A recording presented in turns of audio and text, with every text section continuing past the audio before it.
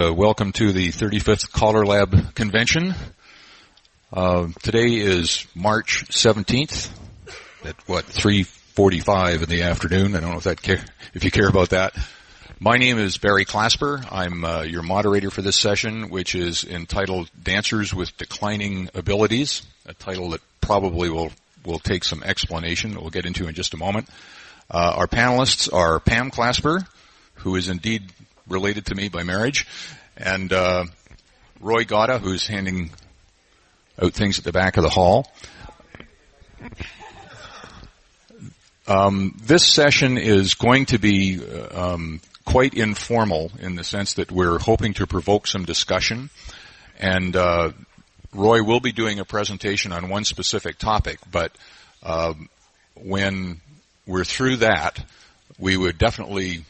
we're trying to get your participation in this and come to some conclusions about where we go in this area. So please don't be intimidated by the fact that there's a table here in the way, and we definitely want to get some conversations going. And when we get to that part of the meeting, when you're speaking, please be sure to speak on the mic. This is being taped or digitized or recorded.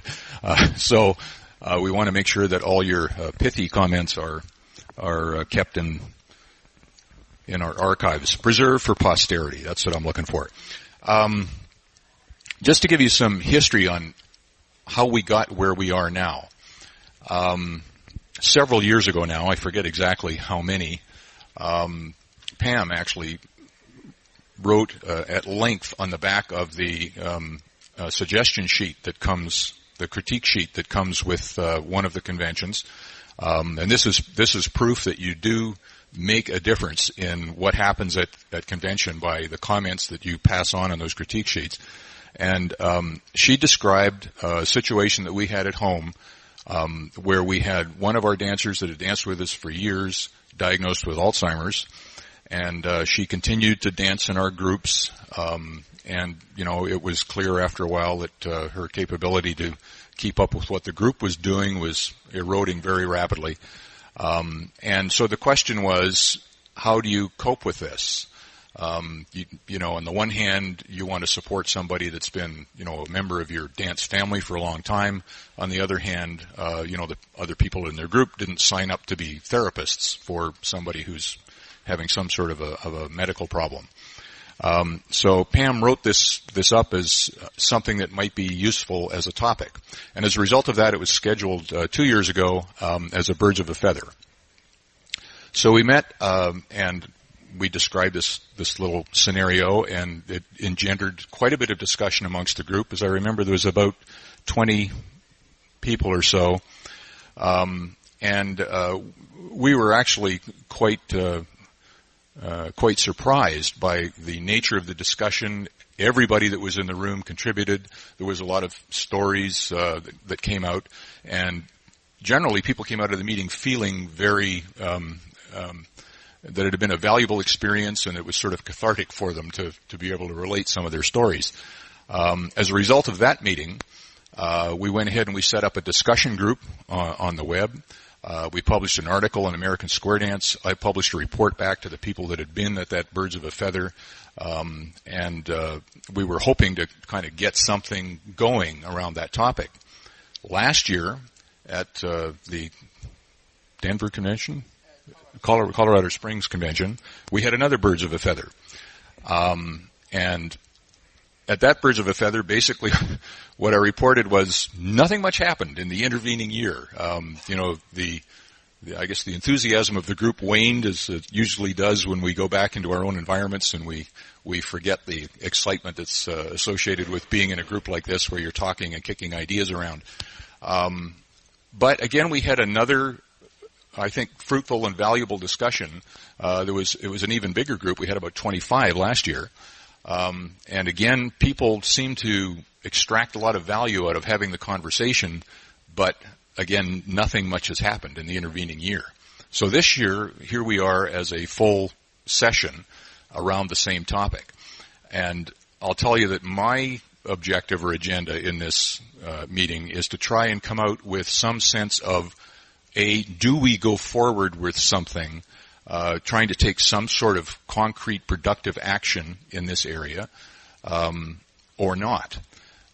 If, in fact, just having the meeting itself is of value and that people feel that it's good enough to come and share your experiences, that's fine. We'll probably schedule it on the agenda, probably back in the break. What did I do?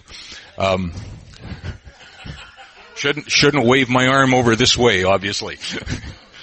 We'll probably put it back as a birds of a feather, and it will be, a group that gets together and we can share our experiences and swap stories and sort of support one another. And there's absolutely nothing wrong with that. I don't mean to imply that I'm saying that that's not a good result. But I'm just trying to get a sense of where we really want to go with this. So that's my agenda. As a result of the discussions that we had in the other meetings, we came at it from the point of view of dealing with a cognitive disability represented by Alzheimer's. But as a result of the discussion, it broadened quite a bit. And we started talking about all kinds of disabilities. The one common thread was what distinguished this from some things that other committees are doing, such as the Handy Capable Committee, is that we're dealing with people who used to be able to function at a particular level of performance, and due to either physical or cognitive issues, now can no longer. And the groups that they were used to participating in, now they cannot participate at the level that those groups were participating. This is different from the case where you've got people who come into square dancing with some sort of issue. If they come in a wheelchair, then you can send them to, wheelchair dancing and that sort of thing, and we've got a place for them that's well understood ahead of time. But this change of status, if you like, or this change of capability is what the nub of our issue is. How do you, I want to say handle, that's the wrong word. How do we help people whose capabilities are eroding, and still be fair to the people that they're working with? Because square dancing by its nature is a, quote, team sport. So what happens to one person affects everybody else in the square and in the group. And so there's definitely, it's definitely an issue, when one person can't function the way that they were used to. And we get into all the issues of, personal loyalties between the people involved, loyalties between the group and the individual involved. Often their participation in the group is therapeutic for whatever their condition is. So do you want to take that away just because they can't do everything that they did before?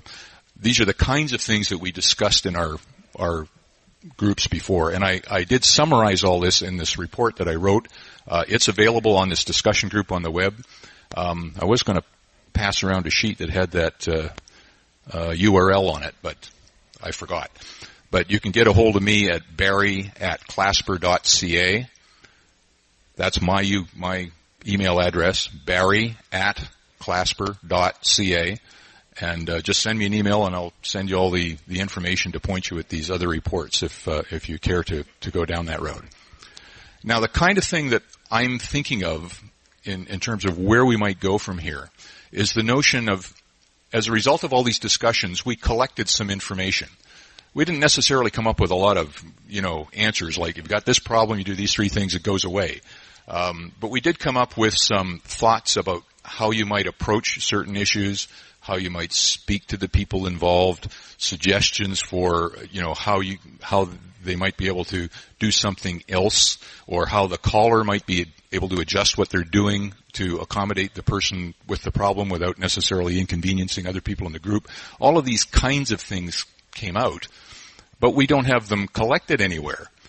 So it seems to me that if we had a focus somewhere where we could collect these kinds of anecdotes and stories and what was done about the issue, and compile them where other people could then have the benefit of that knowledge and experience, I think that would be valuable. I don't really know what that focus would consist of. Maybe it would be like an ad hoc CALLERLAB committee could be put together to do this sort of thing. But that's kind of what I'd like to bat around towards the end of this meeting. As an example of the sort of thing that we can do, I've asked Roy Gauda to be here because I heard him do a presentation at a caller school on a hearing assist system that he had. Did you think this up yourself, or did you find it? I forget. Somebody gave it to Roy, but it was a good example of something that you could do fairly inexpensively. The more formal hearing assist programs that are around are relatively expensive, and they inhibit some people using them.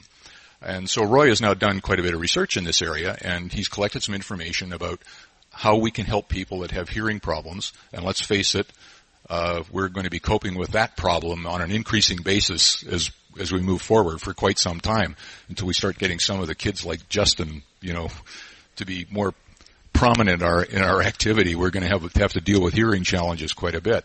But we also have, a lot of other challenges that there probably are good answers for. I don't know that there's a good answer for Alzheimer's people, but we have people with visual deficits. We have people with mobility deficits, all of which we have ways to at least help them, or maybe cope with their problem. So I think we can collect that kind of information somehow and produce a reference document or a place on a website where that information would be available. So I'd like to start with an example that Roy can provide of the work that he's done with hearing assist systems as an example of the kind of thing that we can start getting into. And then after that, I'd like to go into a more general discussion mode, and hopefully the people here in the room can offer some suggestions, and we can start to coalesce something around this topic. Roy? Thanks, Barry. First of all, I guess most of you are familiar with most of or at least some of the hearing assist devices that have been used. Primarily the Williams sound system. Nady has a similar sound system. They're the two main names we hear about. Wonderful systems. What I'm going to show you in no way replaces that type of quality hearing assist. Usually a Williams sound system, and there's another company out there called Listen Tech that I just became aware of yesterday. I went to 2 days ago, I went down to the convention that was here before us, which was dealing with the visually and audio impaired and working with computers and that type of stuff. And I talked with the hearing guy who spent a good amount of time with Paul Henze and I, just going over different hearing assist programs. And then I spent a couple of days online trying to find all the stuff he gave me. But your basic high-end system, you buy a transmitter and usually 2 to 4 receivers.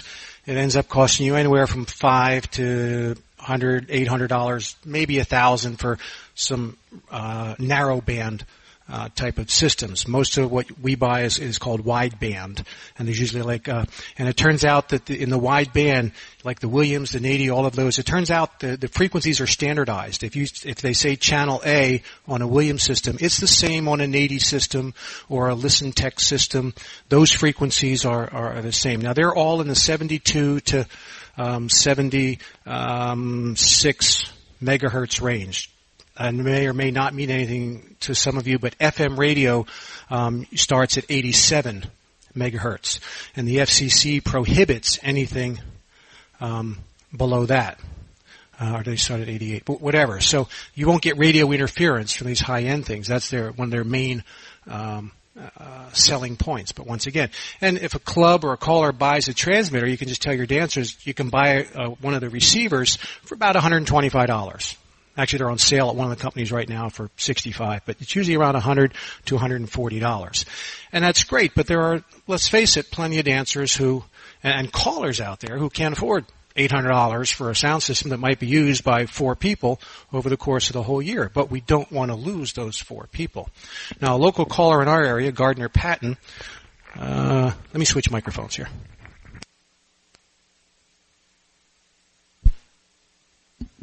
Did a bunch of research and found the system I'm going to show you, which is basically designed for you to walk around your house and listen to your TV or your stereo. It only has about a 150-foot range. Your other high-end systems have anywhere from a 400 to 3,000-foot range, depending on what you're buying. So this is good for your local affair. I have this transmitter. It's an FM transmitter, $70.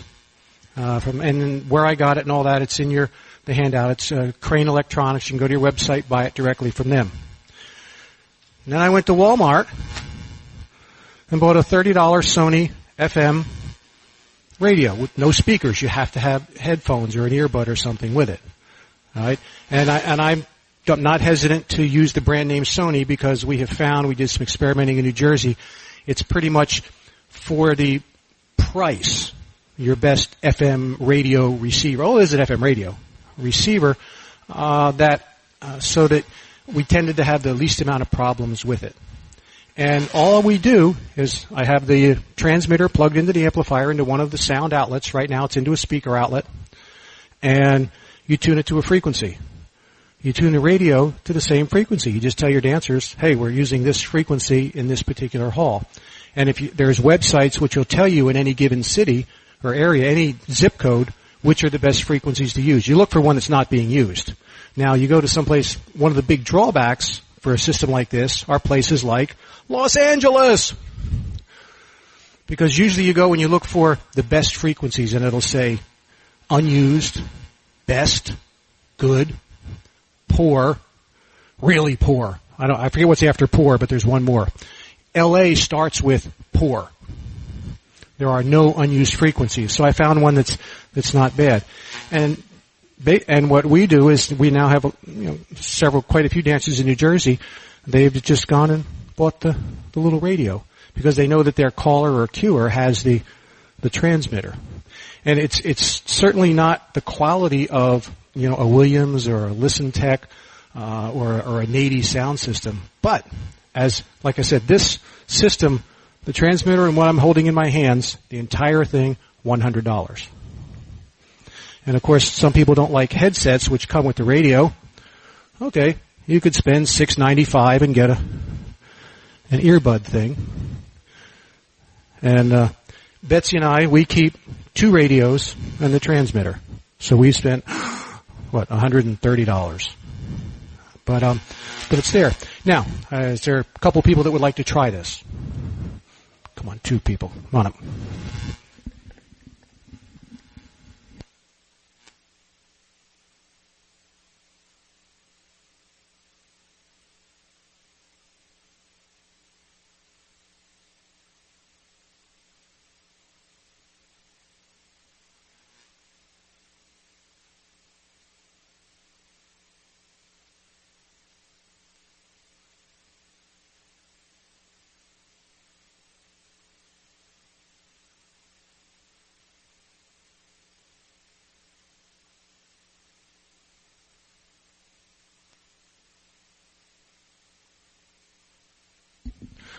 Okay, can you guys hear me?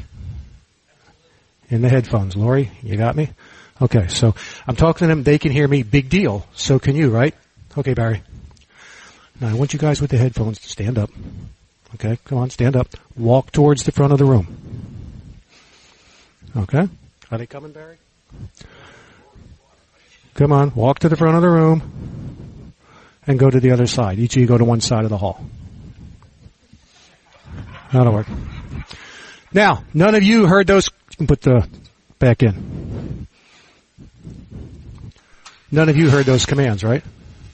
I told them to get up, come to the front, and go to either side. Now, they've got some static. You have a little static, right? Because there's really not very good frequencies. Although, if we were playing music, I could have tuned this a little bit better. There's a volume control on the transmitter that you have to set a certain way, and it comes with instructions to do that. And usually what our dancers will do is they'll want us to just have the voice-only commands coming through this.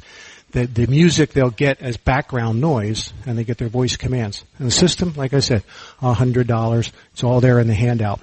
And there's a little more information about it. If you have something to write with, I'll give you the website where you can get all this information. It's a New Jersey website. Okay? That is www.bigdeal. Okay? Here, HEAR, dash, the number 2, dash, dance, DANCE,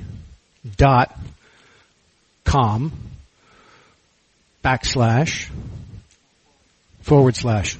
Anyway, the one that goes from bottom left to top right, slash, system, SYSTEM, .html. That's the whole thing. And that'll give you troubleshooting things and setups and a little bit more information. Let me give you 2 more websites. If you're looking to investigate the high-end listening devices, I just found these out yesterday. There's the www.abb, both as in boy, N as in Nancy, .com. That's called A Bridge Between Nations. That's the company. They deal with hearing assist and instantaneous language translations. Okay, that's abbn.com. The other one is listenshop, listenshop.com. And you can then compare the different either ListenTech or Williams sound systems. Okay, thank you, willing participants. Give your name, age, high school, how you rate. Oh no, that's a different program. Sorry. Thank you. Any questions about this particular system? And of course, it'll be here for you to look at afterwards. Okay.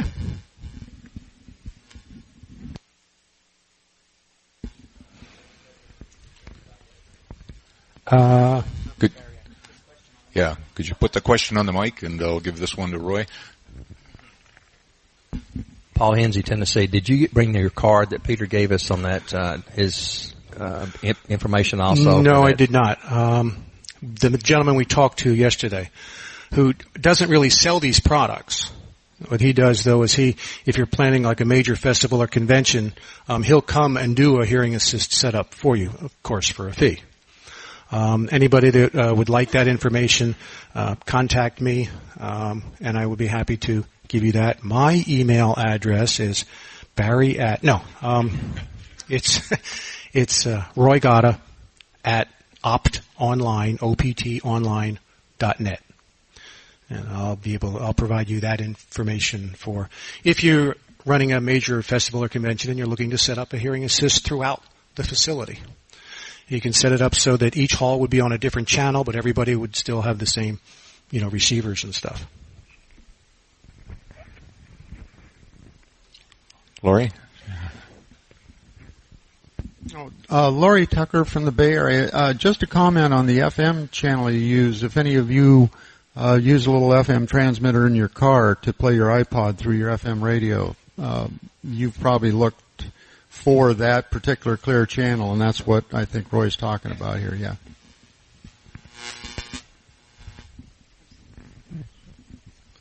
Any other questions on Roy's specific presentation? Okay, now, when I heard Roy do this, it occurred to me that, hey, here's a great little bit of information. Somebody's gone to some significant effort to pull it all together. And now he's got it in the form of a little presentation, and he can point to websites where more information is available and that sort of thing. Wouldn't it be a shame if this sort of thing just disappeared into the ether somewhere? I mean, it would really be nice if we could collect this kind of information together in a place, whether that's a document or a website, I really don't know, but someplace that we could point people to, and we could start accumulating information about the various sorts of issues that dancers wind up coping with when their health changes for whatever reason, or the nature of the activity changes around them or something. It's really a shame that we don't have any place to collect that information now. Now, I'm really not sure what the mechanics of that should be, and that's kind of what I'd like to kick off. Maybe I could just start by asking the question, what's the consensus in the room as to whether that's a reasonable goal to go after? Is this something that we should try and do here in CALLERLAB I'm talking about?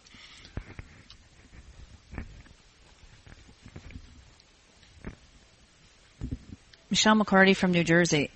Just in the way our handy-capable stuff started, very similar, birds of a feather and things like that. We just got done putting together our directory and helpful hints for calling for handy-capable. So I think putting something together, most people were visual anyway, then even I still like a card copy even when I see something on a website and things like that. So I think if you did something, whether it be a handbook, something that somebody, they encounter something, they open up and they find it, and then anybody, people here, what you've, had this discussion group on the computer, I think anything in making hard copy.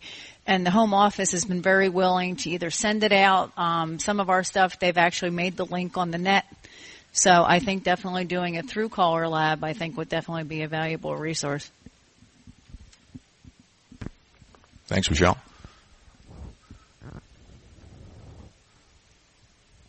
Don't be shy. Easy for me to say up here. Lori Tucker again. I think I mentioned this to you and Pam earlier when we were talking, Barry, but this is somewhat related to the issue of new classes where at some point during the class it becomes apparent that you have a dancer or two that are really, really struggling. And, it's a little different situation than somebody that had danced previously with declining capabilities. But it still raises the sensitive issue as to how do you, keep the other dancers in the club happy, while at the same time addressing the issue with the person that, is not cutting the mustard. In this case, an initial case, or in your case, somebody that had danced before but is now not dancing up to what their prior capabilities were. So I would like to see, at least as a club administrator, if there are formal guidelines that come out, that maybe you could touch on both aspects. Pam Clasper, Toronto. I don't know that we were getting as far as formal guidelines, like assist and help and ideas and things like that. I don't know. I mean, because with the nature, even with the nature of what you're talking about, Lori, with people that can't keep up and stuff. I mean, and particularly with the nature of people with declining abilities that we're talking about, every case is different, really. But I do think, Barry and I, needless to say, have talked about this. We feel that there are sort of some general hints. I know from our previous Birds of a Feather, and Barry wrote an article for American Square Dance magazine that had a couple of suggestions in it. And just basically some of these coping strategies that can give, I mean, even if you read something, it might give you a hint for something else. And this is what we're wondering, if people would find a useful document, if, a bunch of minds got together and tried to come up with it. Or even, if we think about it as trying to produce some kind of a finished document, it might seem a little overwhelming. So I'm thinking of it more in terms of providing a place to collect information, catalog information, and sure, at some point, produce a document or some index that points you to the various subjects that are covered and the topics that are there. But not necessarily at this point anyway. Think of it in terms of we're going to try and put together a book or a manual that explains what to do in all these situations, because I don't really believe that we're anywhere near that in terms of our understanding of what to do with a lot of these issues. Hearing is fairly straightforward. That's the easy one, which is why I got Roy to do it. But a lot of these issues, we don't really have any good thoughts yet that we can generalize and give to other people. Has anybody got any sort of experiences that they have had, either good or bad? We'd all like to hear them with some of these issues and dancers. Roy? I'll give them an idea of what we're talking about. And I think what we're looking for here is, you're all familiar with the winning ways. I know some people aren't, because based on the number of hits on the responses we've gotten, but we've produced this winning ways. Is it a document, John, or is it just stories we've put in direction? It is also on the CALLERLAB website. Basically, callers and their success stories and what happened, so that you can read it and say, wow, why didn't I ever think of that? And we're looking for that type of thing. Callers say, all right, I had this situation with particular dancers, and this is how I handled it. For instance, I'll give you two examples. I can only, deal with, Betsy, but she has a senior group that dances 25 basics. And they have for about 6 years now, and that's what they're going to dance. And if someone walks in off the street and says, hey, could I try that? Sure, come on in. And they had a guy come in a couple weeks ago. He was recovering from a stroke. He had a cane and this and that. He said, I really don't need the cane. And they needed someone to make the second square. So they said, come on in.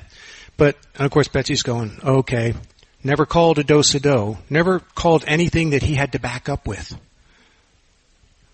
Right now, for you callers, I mean, once again, this is a challenge. You have to be, but you figure if he's maybe a little shaky on his feet, keep him close to somebody. Don't make him back up. Try and avoid any kind of turn where he's not holding on to somebody. Courtesy turn, right and left through, which they do. Fine, he's holding on to somebody. Turns out he was fine. He danced the whole morning. One other example. We had a dancer with MS. And it progressively, and he was actually up dancing C1 at the time, and it slowly, and he stayed dancing that. But an example, Betsy tried to make sure throughout her calling when he was on the floor that he was always within reach of somebody, because he was getting steadier and steadier, or progressively more unsteady on his feet.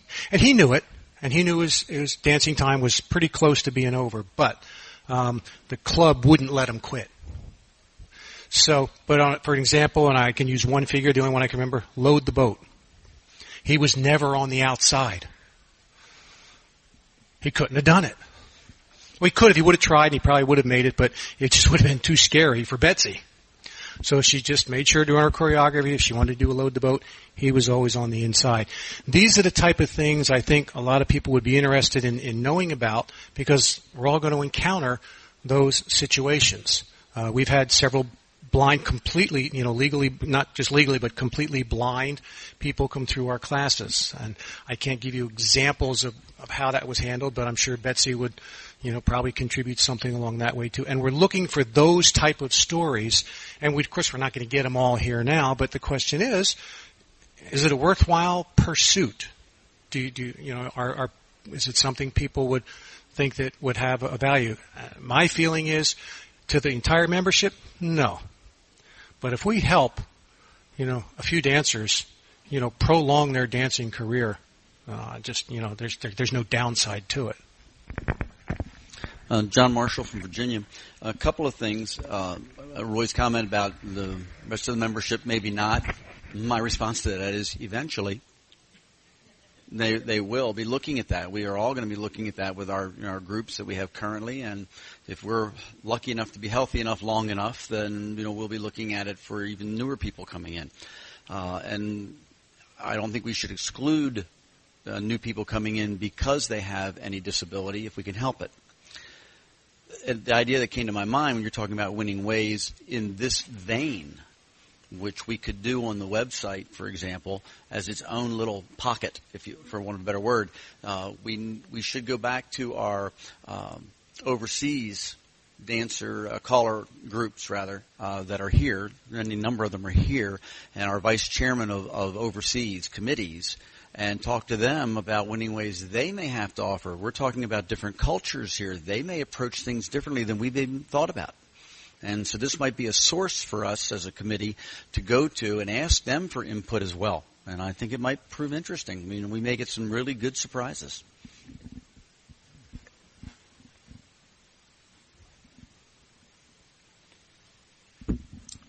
Declining abilities. I work. Could you give us your name, please? Ron Black, Los Angeles. Oh, you again. Help. Working with seniors as much as I do, physical abilities will tell sooner or later. But I've got a lot of people that are younger in physical stature, but they're hard of hearing. And they're dropping out because they can't hear. And I can't find a reasonably priced hearing aid system. They all start at $700, $800 and go up. What do I do about that? Yeah, what you could have done is come at the beginning of the meeting, I guess, because that's exactly what Roy covered. There is a handout here, so if you pick up the handout, you can get all the information that Roy presented. One of the things that occurred to me as I listened to Roy talk about, relate the accommodations that Betsy was going through in her calling to help this person who'd come in, it occurred to me that I don't know that I could do that. It was a little different, but that raised the thought in my mind that maybe we could be working with the caller coach committees about introducing something into the curriculum about, what are the most common mobility issues that people have. How can you put choreography together that doesn't impose too much of a physical load on people that are having trouble getting around? Because it is becoming a bigger issue. That's perhaps the kind of thing that we could get into if we had a committee or a document or something that we were putting together. Lori Tucker again. A comment with respect to the person in one of Betsy's groups that was a little unstable without the cane. One of the flourishes they teach in the gay square dance community on do-si-do is to do a Highland fling type of turn with the person you're doing the do-si-do with, which means putting your arm around the other person's waist, putting your hand up like this, and doing kind of a Highland fling turn instead of walking around, going back to back, and then coming back facing that person. Great for stability in your particular case, Roy.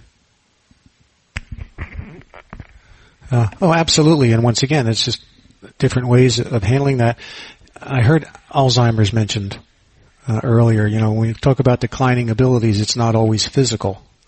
One of our advanced dancers was diagnosed, and he knew it. It wasn't hidden from him. And one of the things that, for some reason, he was able to do much longer than anything else was square dancing. His wife said he rarely left the house for anything else. But what's one of the major, symptoms, characteristics of Alzheimer's is they get disoriented. Same sort of thing. If you recognize that, you can, once again, if you're doing choreography, that person needs to be in a place where they can have contact with the other dancers. Once again, Betsy would never put him on the outside for a load the boat or whatever figures in the advance. Now, I know a lot of you write choreography. Okay, and I'm sure there's callers like John Marshall, for instance, or Barry Clasper, or probably Mike Hall. But that you can write choreography anticipating that person. Okay, I'm writing choreography, and let me just see what I can write so that whoever's, say, in the side position is never on the outside. And then you look at your dancers, and okay, if that person is in the head position, well, you just start with the other in your choreography, and you can prepare for that as callers. Does it take a lot of work? Of course it does. But there's not much in calling that doesn't take a lot of work. Thank God I'm a round dance cure. John Marshall again from Virginia. Like most of the people in this room, Mary and I have had our family touched with Alzheimer's. I lost my dad to this illness, but one of the amazing things about it, I've seen not only in his case, but in many others, is the power of the music. Without regard to choreography. I could care less if the choreography had any particular interest. A dancer in that circumstance couldn't care less either. But they relate to music so exceptionally well. Particularly, depending on the age and the era of the person, really old-time music. I mean, Bicycle Built for Two, Daisy Daisy, these are songs that they can relate to. And I'm not saying you would do that every night for a mixed group, but if you had a specialty group, that type of thing is incredibly powerful, and it's amazing the things. They may not be able to say the words anymore, but you can actually hear them humming the tune. They can actually do that. It's a phenomenal aspect, and our music's a very powerful tool. I was actually reading a book not long ago. It's called Your Brain on Music, and it was actually written by a neurophysiologist who used to be a rock music producer. So he'd kind of seen both sides of it. And one of the things that came out in that book is he was talking about how deeply wired into the human brain music is. There are actually specialized areas in the human brain that are dedicated to processing music. They're not sure why they're there, but they are. And this was one of the things that they brought out about people with Alzheimer's, is that often people who have actually degenerated to the point where they no longer recognize their loved ones can still sing songs from one end to the other. They certainly can respond by moving to music and whatnot. And when you've seen the explanation in the book of the processing that's involved in reacting to music at all, it's just incredible that that's still going on in a brain that's being ravaged by that disease. So the music, if we had information on how you could use the music to help people that are starting to suffer from that. John Sobolski pointed me at an article which I haven't had a chance to read yet. I just sort of glanced through it quickly, but it was talking about they've found new approaches to teaching people with Alzheimer's, how they can teach them to recover some of the physical capabilities that they've lost. And it has to do with the ways that the human brain learns things. And apparently we learn explicitly by having somebody explain something to us and kind of processing what that means and then what we're going to do about it. We learn implicitly by by being taken through actions or by being sort of placed in the situation and moved through it. And apparently, those two types of learning activate very different parts of the brain, and therefore people with Alzheimer's can react to implicit learning, whereas they can no longer learn things in the explicit way. So there are ways that we could perhaps tailor what we do, assuming that any of this could be adapted to square dancing. But if we start focusing on this kind of thing, we may well be able to find a lot more information like that we could adapt to our own purposes. Mike Hall, Ohio. Got a scenario in a new class, 8 weeks into a new class, and I find that, part of the class is teaching them how to do a singing call and move in a singing call. And I have a student or an angel, doesn't make any difference, that cannot physically keep up to allow you to do a singing call at anywhere close to the full speed. And I would have loved 2 weeks ago when the problem first arose, and then the club officers come to you and say, well, what are we going to do? I would have loved to have had a resource to go to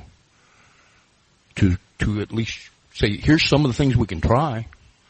I mean, nobody wants to say, you can't do this. Okay?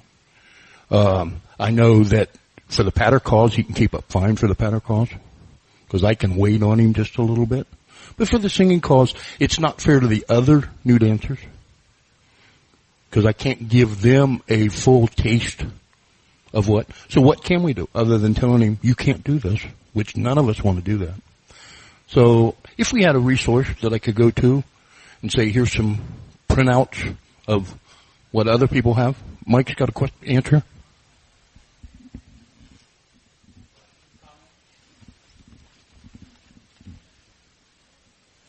Thanks. Mike Jacobs, Hamilton, New Jersey. I was calling a dance a couple months ago in northern New Jersey, and there was a lady there apparently had been part of her lesson group and just physically could not move through all very similar sounding circumstance. And what I found myself doing for the evening was trying to do my best to isolate her from any kind of action that involved a lot of movement. So sometimes it meant that I did the figure, 2 times for the heads or once for the heads, 2 times for the sides, and anything I could do to avoid her being the couples moving to the middle on the Ferris wheel, but on the outside where she could, pretty much be secure next to somebody that could help her through and so forth. So I found myself doing my best to isolate her away from herself. And, the biggest problem was the singing call, of course. The patter, you could do things and escape things or allow some other cheat or this or that to be able to get through stuff. And the singing call is less forgiving, but at the same time, you can do some isolation there. And, if the rest of the floor, I think sometimes that we have gotten on the point where we've got too much material in our singing calls, and maybe backing off that little bit is helpful for everybody else too. We just haven't realized how much we're really pushing them. So, and then sometimes it was just a change from the type of singing call music I was using. So I don't know why I love you like I do, and it's been a long, long time, and everything that was kind of a slow beat, it really seemed to really help the evening. Pam Clasper, one of the things, for your point, Mike, one of the things that came out in one of our earlier discussions about this was more of a general group where most people were having trouble keeping up, was do things like leave out the do-so-do. on a singing call. Those kinds of things to give them some extra beats over, don't make it 64. Try and give them some extra beats and change your choreo. I mean, I realize this impacts the other dancers and they could be sort of standing around, let them play pat a cake or do something like that, whatever. But I know that came out of one of our earlier discussions. I know John Marshall, Virginia. Some of us have, still John Marshall. Some of us have experienced a situation where we have a club member, perhaps they've suffered a stroke or they've suffered mental impairment of some sort, whether it be Alzheimer's, what have you. And yet, for the world, you wouldn't want to say you can't come back. And my experience has been the most club members are of the same attitude, particularly with long-term members in the group. So what do? Well, everything we keep saying is square dancing, changing square dancing. There are some other considerations. Perhaps you work out something where there's other type of dance that they might do with just another person. While the dance is going on, perhaps they can dance in the back of the room in whatever ability or capability they have at that time with a partner or a loved one, another dancer, so that they're still functioning. They're still around people that they know, and they're still included. I know simpler situations where people say, well, physically they can't do it anymore, so they just come and take the money at the door just to be around their friends they've had for a long time. But we've also had an experience where it was actually very poignant, where a dancer was at an afternoon and evening session with us and brought her mother, and her mother was an Alzheimer's victim. And I, for whatever reason, asked, what kind of music does your mother like? And she told me, and I got a little more clarity on that, what she meant. And I said, well, I'm going to do a singing call like that. Maybe she'll enjoy the music. And I watched this woman take her mother by the hand into the back of the room and basically slow dance to this piece of music with her mother. It was rather hard to not watch and equally hard to watch. But there was an opportunity there for somebody to still participate with us, even though they weren't in a square. And so we might look for things like that too, even if it's not every tip or whatever, but it's still part of their life. And that's something that we can offer back. It's something we can give back. No pun intended, Ron Black from California, Los Angeles. For those that have become mentally impaired, send them to caller school.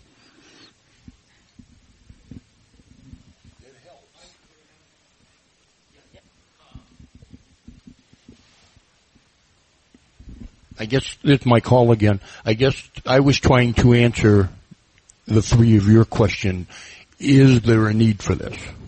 From my standpoint, yes. I have at least 2 clubs that I teach that have a need for this. Someplace I'd love to be able to go to a website, or even the CALLERLAB website or whatever, and come up, here's some of the things we can try. Well, we obviously think that would be worthwhile, but we also, for something like this, we would love your input. Anything you have, this is how Winning Ways, those of you who know about Winning Ways and have read some of the Winning Ways documents, it started slowly, but I've encouraged our local square dance callers, they try something, they tried a class on doing this, or they tried something else. I say, send it in, and they're putting them all up on the website. So you've got all these different ideas. And some are to do with like blast classes for kids and running them through quickly. Some are like slow programs. There's everything in between. If we're going to do something about this, it's going to be the same kind of thing. We're going to need your input of anything you've tried, any kind of situation. One of the things that came out from discussions previous years, we've been seem to have been targeting largely mental and cognitive disabilities. Today, one of our previous year's discussion was wound up largely on physical disabilities. Somebody's broken a leg and they're coming back slowly. We'll get them to dance every second tip and get somebody else to fill in for the partner. And there's ways, there are ways to help them get back into the activity and stay with the activity and not lose it because they've got a physical disability for a while. There's temporary disabilities as well as permanent ones. So there's a whole vast range of issues on this thing, and there's a whole vast range of, therefore, coping strategies that we're trying to deal with. So we're just sort of trying to come to terms with it all. We have about 5 minutes left, and I'd like to kind of sort of wrap up with a proposal. So if we could make this the last comment. Sure. Michelle McCarty again from New Jersey. And don't forget, even though, I know Barry and Pam asked me about this ages ago, is this something that the Handy-Capable Committee, would it be encompassing that? And I said not necessarily, because you are dancing with declining and somebody who didn't have a disability prior.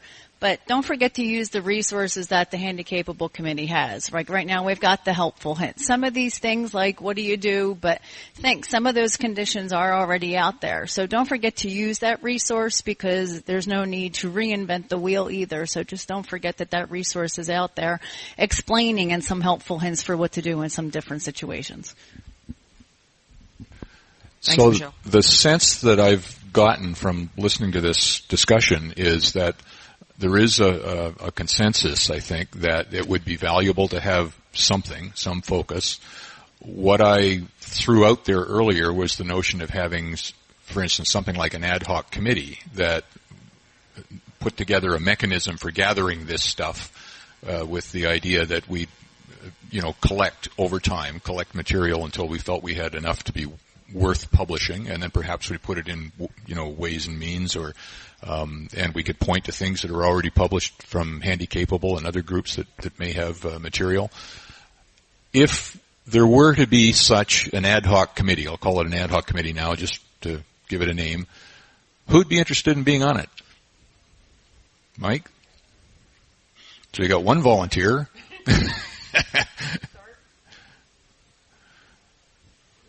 Great, too. Yeah, but we can get you to do a lot of work. Yes, you are, Lori. Partners are allowed to be full members of committees. Partners are definitely yes. full participants. So I get the sense that, yes, we think something like a committee or some group within CALLERLAB to try and pull this together would be a good thing to do. We have some people who have indicated a willingness to participate. We may come back and talk to you.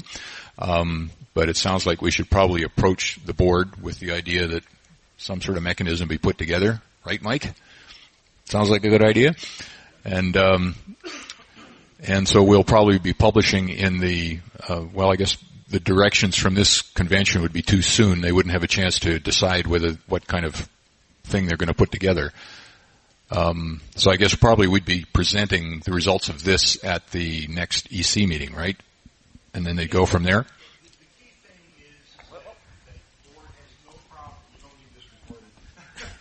Sure we do.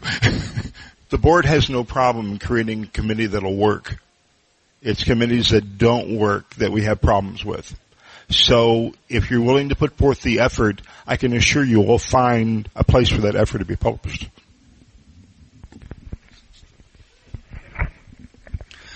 One more thing on the hearing assist device I showed you earlier. I gave you my email address earlier, and it'll be on the tape and all that sort of stuff. There are some tricky way to make sure this is set up. Not tricky, but if you adjust it incorrectly, it's a disaster. And there's also something that the manufacturer doesn't tell you. There's an adjustment on the inside you can make to boost your distance. And I'll be happy to, anybody who decides to try one of these, contact me. I'll give you all the little tricks, so to speak, to make it just a little more effective than the manufacturer initially had. Scott Pierce from California. As we start thinking about what we're going to do with this project, a lot of us are just now starting to get into this area of realizing that we have dancers with declining capabilities. In addition to looking at the solutions, we might want to put together a segment on learning how to identify when you have a problem. Excellent idea.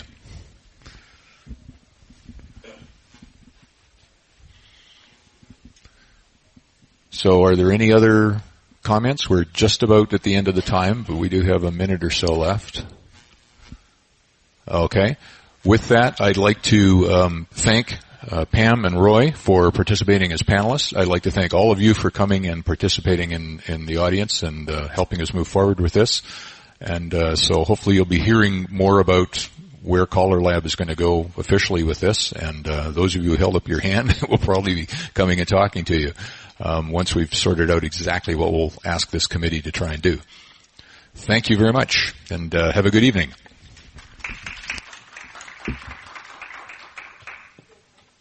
you want to see